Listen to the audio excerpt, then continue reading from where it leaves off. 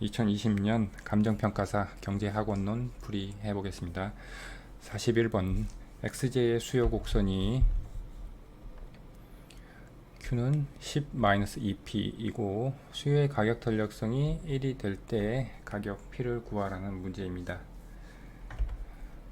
여러가지 방식으로 풀 수 있는데 수요의 가격 탄력성 정의에 의해서 먼저 풀어보면은 입실론 x를 수요의 가격 탄력성이라고 할 때 마이너스 dp분의 dq 곱하기 q분의 p가 되고요. 먼저 이 부분을 구해보면은 수요 곡선을 전미분하면은 dq는 마이너스 2 dp가 되고, 따라서 마이너스 dp분의 dq는 2가 됩니다. 이것을 대입을 해보면 입실론 x는 2 곱하기 q 대신에 수요 곡선 10-2p를 대입하고 분자는 그대로 p. 근데 이것이 1이라고 했죠. 그래서 분모를 우변으로 넘겨 보겠습니다. 10-2p가 되고, 그러면 4p가 10이고, 따라서 p는 2.5가 돼서 답은 4번이 됩니다. 이렇게 풀 수도 있고요. 지금 수요 곡선의 모습이 직선이고 수요의 가격 달성이 1이라고 했으니까 여러분들 이런 식 봤을 거예요. 한 개 수입이 가격 곱하기 1 마이너스 수요의 가격 탄력성 분의 1의 가로 닫기. 그래서 로빈슨 아모르소 공식을 공부하셨을 텐데 지금 여기다가 이 식을 가지고 이 문제를 쉽게 풀 수 있습니다. 입실론 x가 문제에서 1로 주어졌으니까 지금 여기 우변은 p 곱하기 1-1이 돼서 이게 0이 됩니다. 즉 한 개 수입이 0이라는 건데, 한 개 수입은 지금 수요 곡선 주어진 것을 가격에 대해서 정리를 해보면 2p는 10-q가 되고 p는 5-2분의 q 해서 이렇게 역수요 함수가 나오는데, 여러분들은 여기서 한 개 수입이 5 마이너스 여기에 기울기 2배 q라는 것을 배웠을 겁니다.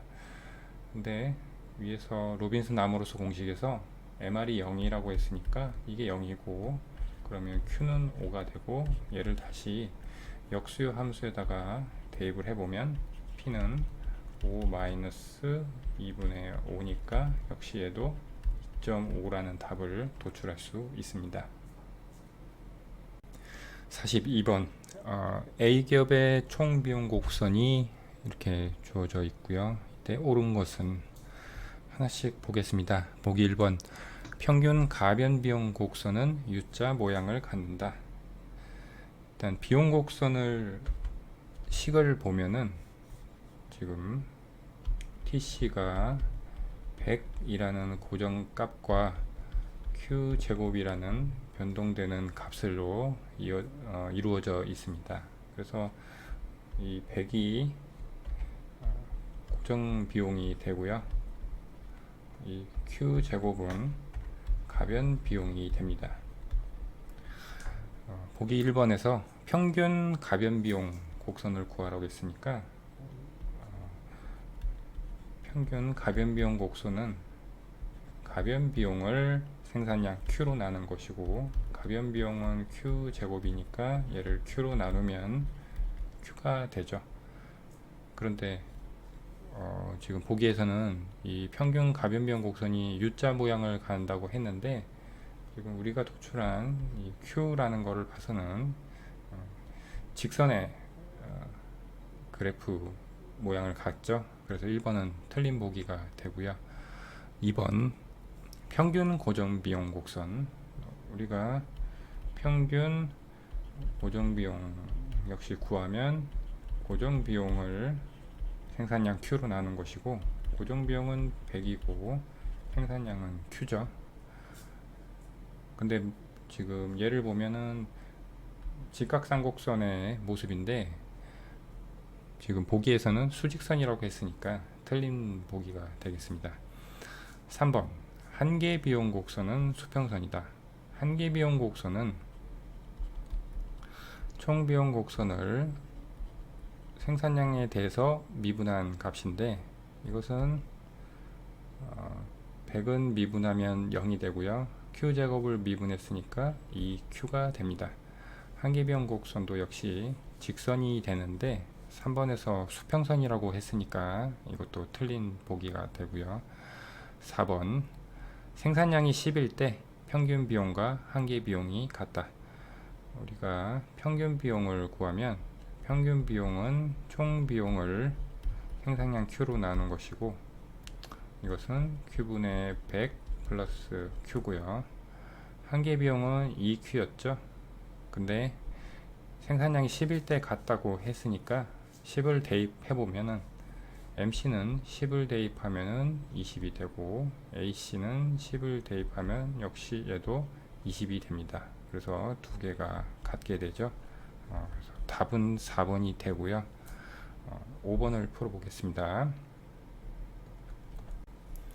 평균 비용의 최소값이 10이다 되어 있는데, 지금 평균 비용을 다시 여기 위에다가 써보면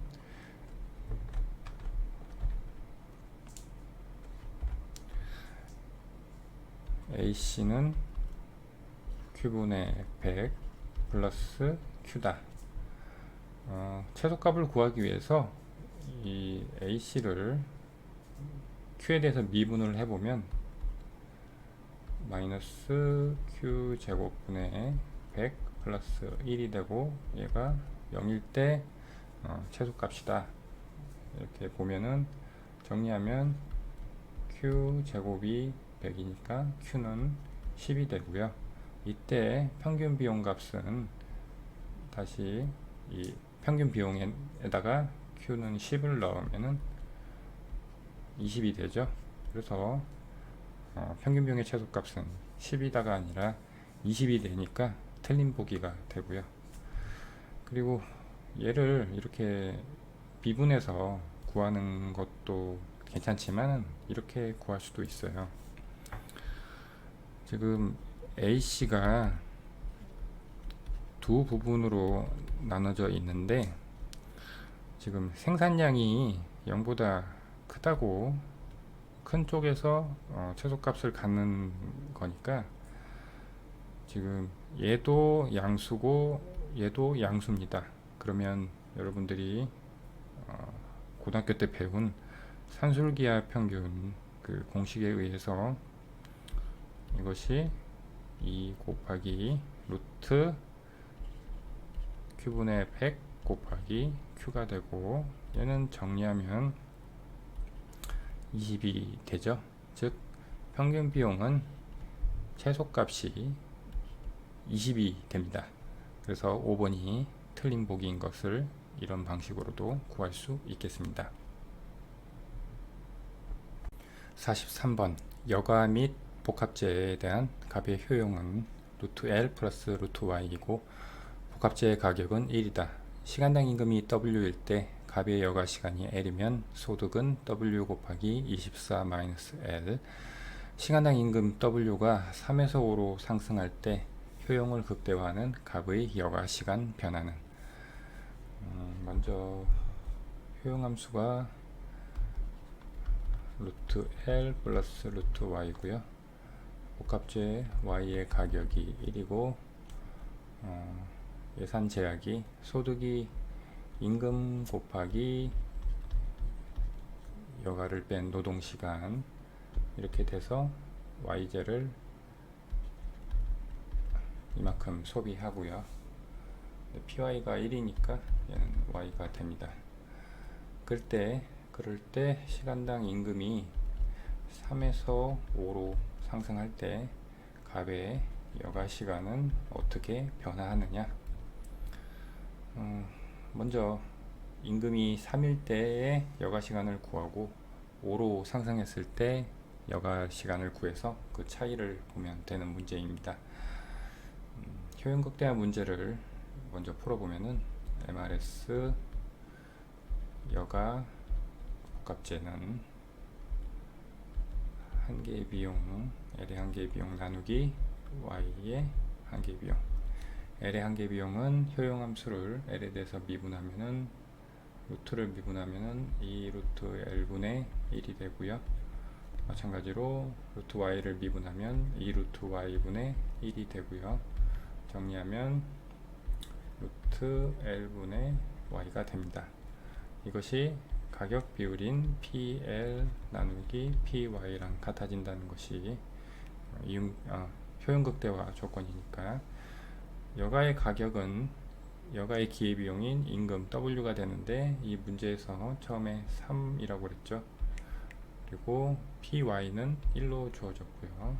이게 3이 됩니다. 그래서 MRS와 가격비가 같다고 계산을 하면은 루트 L분의 Y가 3이고 제곱에서 양변을 정리하면 Y는 9L이 됩니다. 이것을 예산 제약식에 넣으면 L이 나오겠죠. 예산 제약식에 W가 일단 3일 때고 24 마이너스 L 이것이 Y 즉 9L이 되고 3으로 나누고 L을 넘겨서 정리하면 4일이 24가 되고 L은 6이 나옵니다. 이게 임금이 3일 때의 여가 시간이고요. 그러면 임금이 5일 때의 여가 시간을 구해 보겠습니다. 임금이 6이면 임금이 5면은 이 가격 비율이 5가 되고 그러면 효용 극대화 조건이 Y는 5, 25에 L이 되고요. 이것을 예산 제약식에 넣으면 5 곱하기 24 마이너스 L 이것이 25L이 되고요. 5를 나눠주고 정리하면 6L이 24가 되니까 L은 4가 됩니다. 그래서 임금이 3에서 5로 상승할 때 효용을 극대화하는 값의 여가 시간은 6에서 4로 이만큼 감소하게 되니까 보기에서 4번이 답이 되겠습니다.